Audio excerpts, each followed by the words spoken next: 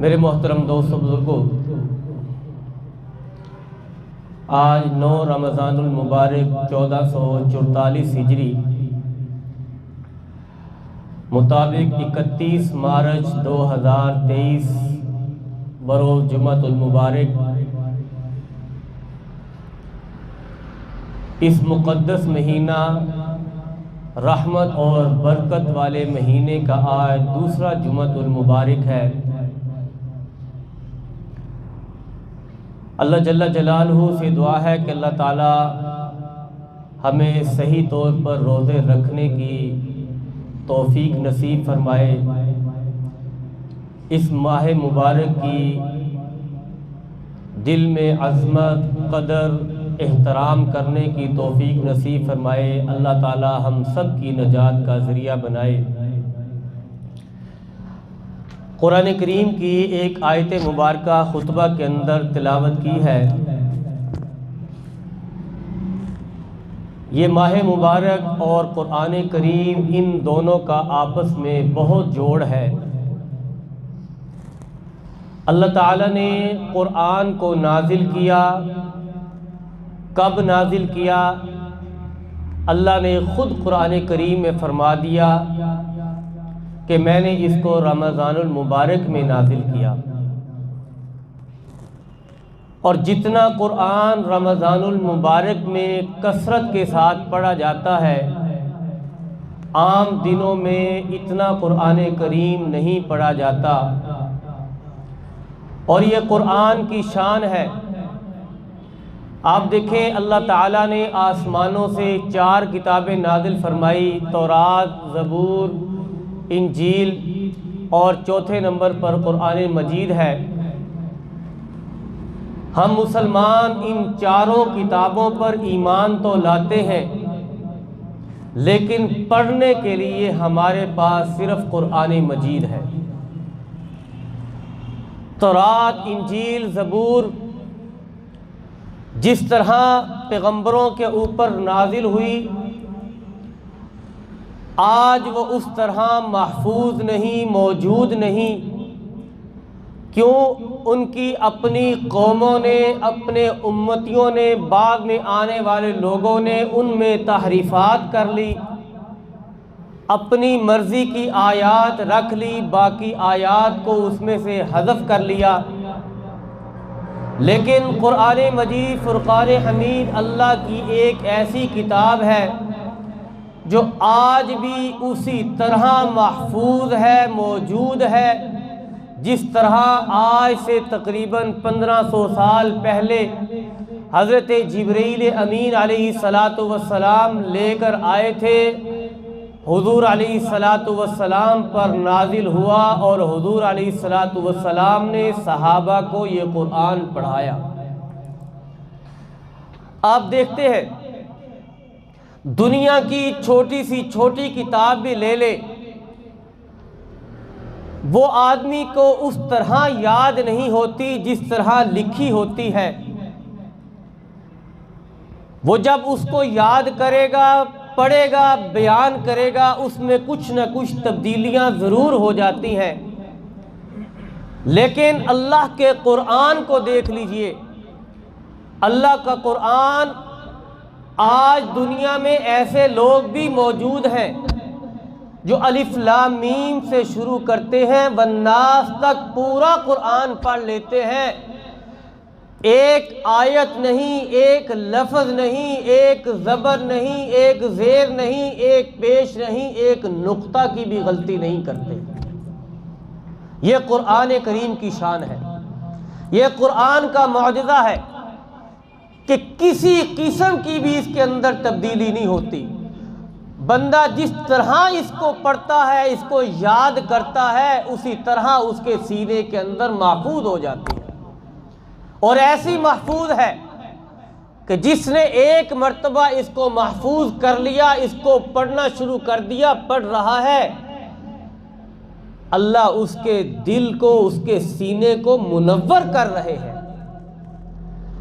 آج کچھ مذہبی سکالر کو اپنے آپ کو بڑے فن خواں، کہنے والے یہ کہتے ہیں کہ قرآن کوئی پڑھنا ضروری نہیں، قرآن کو سمجھنا ضروری ہے۔ میرے محترم دوست بزرگو، اللہ نے قرآن کریم میں فرمایا یتلو علیہم آیاتہ ویزکیہم، پہلے قرآن کی تلاوت کا حکم دیا۔ صرف قرآن کی تلاوت کرنا، اس کو سمجھنا نہیں، اس پر عمل نہیں کرنا غلط بات ہے۔ قرآن کی تلاوت بھی کرنی ہے، قرآن کو سمجھنا بھی ہے، قرآن پر عمل بھی کرنا ہے۔ لیکن اگر کوئی آدمی یہ کہے کہ قرآن پڑھنا ضروری نہیں، قرآن کو سمجھنا عمل کرنا ضروری ہے، یہ وہ غلط بات کر رہا ہے۔ آپ مجھے ایک رکا دیں، اس رکے کو بیان کرنے کے لیے، اس کو سمجھنے کے لیے، اس کے لیے میں کیا کروں گا؟ پہلے میں اس رکے کو پڑھوں گا۔ بغیر پڑھے میں اس کو بیان نہیں کر سکتا، اس کو سمجھ نہیں سکتا۔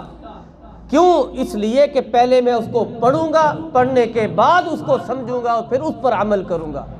اسی طرح اللہ کا قرآن ہے، پہلے اس کو بندہ پڑھتا ہے، پڑھنے کے بعد پھر اس کو سمجھتا ہے، پھر اس پر عمل کرتا ہے۔ امریکہ کی ایک عورت گزری ہے، ڈاکٹر ماریا اس کا نام، ابھی بھی شاید وہ زندہ ہے۔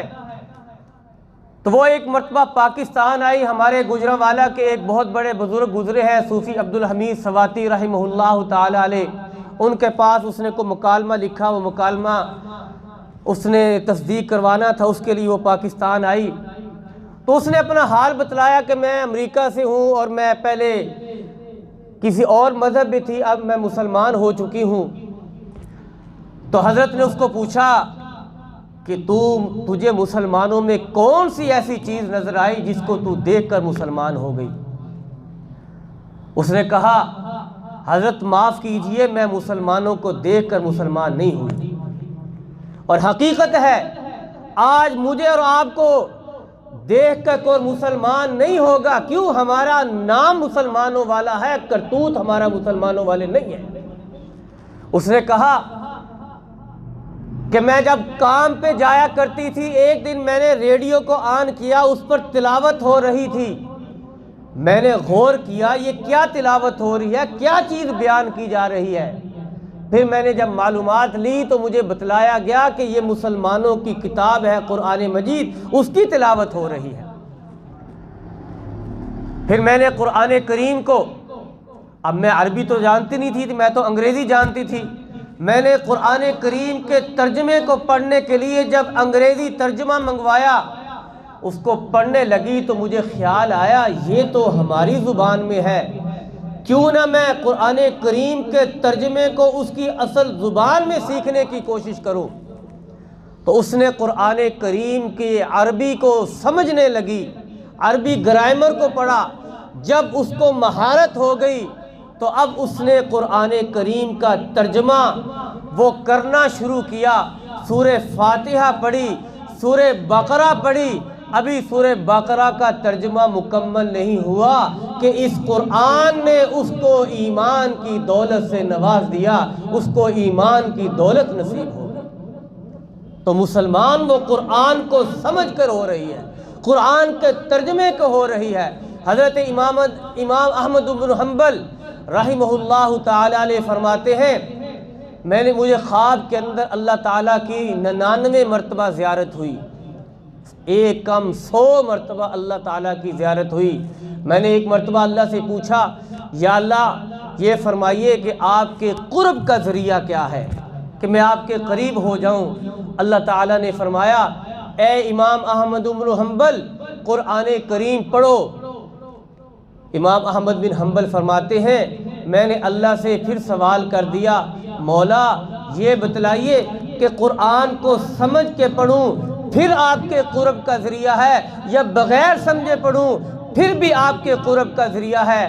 اللہ نے فرمایا امام احمد بن حنبل قرآن کو سمجھ کے پڑھو گے تب بھی میرے قرب کا ذریعہ ہے، بغیر سمجھے پڑھو گے پھر بھی میرے قرب کا ذریعہ ہے۔ قرآن کریم کی سب سے پہلی آیت ہے، پہلا لفظ ہے الف لام میم، اس کا معنی مفہوم کسی کو نہیں پتا۔ اب کوئی آدمی کہے کہ جب مجھے سمجھ ہی نہیں آ رہا تو میں کیسے پڑھوں؟ قرآن کریم پڑھنا الگ ہے، سمجھنا الگ ہے۔ الف لام میم جو آدمی پڑھتا ہے، پڑھنے پر اس کو اجر مل رہا ہے کہ نہیں مل رہا؟ مل رہا ہے، حالانکہ اس کو تو سمجھ ہی نہیں آ رہی، اس کو اس کے معنی کا علم نہیں، پھر بھی وہ الف لام میم پڑھ رہا ہے۔ پڑھنے پر اللہ تعالیٰ اس بندے کو اجر و ثواب عطا فرما رہے ہیں۔ اور حضور علیہ الصلوۃ والسلام نے ارشاد فرمایا الف لام میم یہ ایک لفظ ہے لیکن 3 حرفوں کا مجموعہ ہے۔ الف ایک حرف ہے، لام دوسرا حرف ہے، میم تیسرا حرف ہے، یہ 3 حرف مل کر ایک لفظ بن جاتے ہیں۔ اللہ تعالیٰ ایک حرف پر 10 نیکیاں عطا فرماتے ہیں۔ جس آدمی نے الف لام میم پڑھا اس کو 30 نیکیاں مل جاتی ہیں۔ علماء نے لکھا ہے جو آدمی یہ جو 30 نیکیاں ہیں اس آدمی کو مل رہی ہیں جو بغیر وضو کے پڑھ رہا ہے۔ جو وضو کر کے پڑھے گا اس کو اللہ ثواب میں اضافہ کر دیتا ہے۔ جو آدمی نماز میں پڑھتا ہے اللہ اس کو اور زیادہ ثواب عطا فرما دیتے ہیں۔ اور پھر جب کوئی آدمی رمضان المبارک میں پڑھتا ہے اللہ ایک حرف پر 70,000 نیکیاں اس کو عطا فرماتے ہیں۔ تو رمضان المبارک میں جو آدمی صرف الف لام میم پڑھتا ہے 21,000 نیکیاں اللہ اس کے نامہ اعمال میں لکھ رہے ہیں۔ تو کتنا آسان سودا ہے، کتنا اللہ تعالیٰ نے سوکھا سودا کر دیا۔ آج ہم اپنی دنیاوی کاموں کے اندر اپنے گھر کو سنوارنے کی بڑی کوشش کرتے ہیں، کاروبار کے اندر ہیں اس کو خوبصورت بنانے کے لیے بڑی کوشش کرتے ہیں۔ کبھی ہم نے یہ بھی سوچا ہے کہ ہم قرآن نہیں پڑھتے، یا جو قرآن تو پڑھتے ہیں لیکن کبھی یہ دیکھا ہے کہ ہم قرآن جو پڑھ رہے ہیں ہم صحیح پڑھ رہے ہیں یا غلط پڑھ رہے ہیں؟ میں نے بہت سارے لوگوں کو دیکھا ہے بڑے بڑے مفسر بنے ہوئے ہیں، اپنے آپ کو مفسر قرآن کے القابات سے پکارتے ہیں، لیکن قرآن کی تفسیر تو کرتے ہیں لیکن جب قرآن کے حروف کو پڑھتے ہیں تو اللہ یاد آ جاتا ہے۔ اتنا مجہول قرآن کریم پڑھا جاتا ہے، اتنا مجہول قرآن پڑھتے ہیں کہ دل دکھتا ہے کہ قرآن کے معنی بیان کرنے کے لیے تو تم محنت کر رہے ہو لیکن قرآن کی تلاوت کرنے کے لیے تم محنت کیوں نہیں کرتے؟ قرآن کے معنی کو بعد میں سمجھنا ہے، پہلے قرآن کی تلاوت کو کرنا ہے، قرآن کی تلاوت کو سیکھنا ہے۔ جس طرح ہم نے کسی لیبارٹری سے ٹیسٹ کروانا ہو، ہماری کوشش ہوتی ہے ہم کسی اچھی لیبارٹری میں جائیں، پھر اور اچھی لیبارٹری میں جائیں، پھر اور اچھی لیبارٹری کی طرف جاتے ہیں۔ کیوں؟ جتنی اچھی لیبارٹری میں جائیں گے ہمارا یہ نظریہ ہے جتنی اچھی لیبارٹری میں ہم ٹیسٹ دیں گے اس کی رپورٹ جتنی اچھی آئے گی وہ کلیئر رپورٹ ہوگی۔ میرے محترم دوست بزرگوں، قرآن کریم کا بھی یہی حال ہے۔ جب قرآن کریم کو سیکھنے کے لیے، قرآن کے حروف کو ٹھیک کروانے کے لیے آپ کسی مشتاق قاری کے پاس، کسی ماہر قاری کے پاس جائیں گے تو قرآن کو پڑھنے میں جو آپ کو لطف آئے گا، جو مزہ آئے گا، وہ شاید عام آپ کو گھر بیٹھ کر پڑھنے میں مزہ نہیں آئے گا۔ قرآن جب قاری پڑھتا ہے الف لام میم سے شروع کرتا ہے، معلوم ایسے ہوتا ہے نازل 1500 سال پہلے سرکار دو عالم صلی اللہ تعالی علیہ وسلم پر ہو چکا، لیکن پڑھنے کا انداز ایسے ہوتا ہے، معلوم ایسے ہوتا ہے جیسے ابھی قرآن نازل ہو رہا ہے۔ تو میرے محترم دوست بزرگوں، یہ رمضان المبارک کا مہینہ ہے، قرآن کریم کی تلاوت کا مہینہ ہے۔ ویسے تو علماء نے لکھا ہے کہ ہر آدمی کو چاہیے کہ 7 دنوں میں کم از کم ایک قرآن کا ختم کرے، اگر اتنا نہیں کر سکتا تو کم از کم سال میں 1-2 قرآن کریم کا ختم تو کر لے۔ لیکن ہمارے کتنے بھائی ایسے ہیں جن کی ساری زندگی گزر گئی لیکن انہوں نے قرآن کو کھول کے بھی نہیں دیکھا۔ قل هو اللہ کی صورت ان کو بس جیسی کیسی یاد ہے، وہ بھی حروف صحیح نہیں، بس اسی کو پڑھتے جا رہے ہیں۔ قرآن پڑھنا دور کی بات، بس قرآن کو گھر میں برکت کے لیے رکھ لیا، قرآن کو جہیز میں دینے کے لیے رکھ لیا۔ میرے محترم دوست بزرگوں، قرآن کو گھر میں رکھنے سے برکت ضرور ہے، لیکن جو برکت قرآن کریم کو پڑھنے سے ملے گی وہ آپ کو گھر میں رکھنے سے نہیں مل رہی۔ اس لیے قرآن کریم کی تلاوت کی جائے۔ سید الائمہ حضرت امام اعظم ابو حنیفہ رحمہ اللہ تعالیٰ علیہ، ان کا جب نام لیا جاتا ہے بعض لوگوں کے دل جلتے ہیں، ان کے کلیجے میں آگ لگتی ہے، پتہ نہیں کیا وجہ ہے، امام صاحب کا نام سنتے ہی سڑ جاتے ہیں۔ ان کا یہ معمول تھا کہ رمضان المبارک میں 61 قرآن کریم کا ختم کیا کرتے تھے۔ ایک قرآن کا ختم دن میں کیا کرتے تھے، ایک قرآن کا ختم رات میں کیا کرتے تھے، اور ایک قرآن کا ختم نماز تراویح میں کیا کرتے تھے۔ رمضان المبارک کے مہینہ میں صرف 61 قرآن کریم کا ختم کیا کرتے تھے۔ کیا وہ کوئی کام نہیں کرتے تھے؟ کاروبار نہیں کرتے تھے؟ وہ روزہ نہیں رکھا کرتے تھے؟ سب کچھ کرتے تھے، کاروبار بھی کرتے تھے۔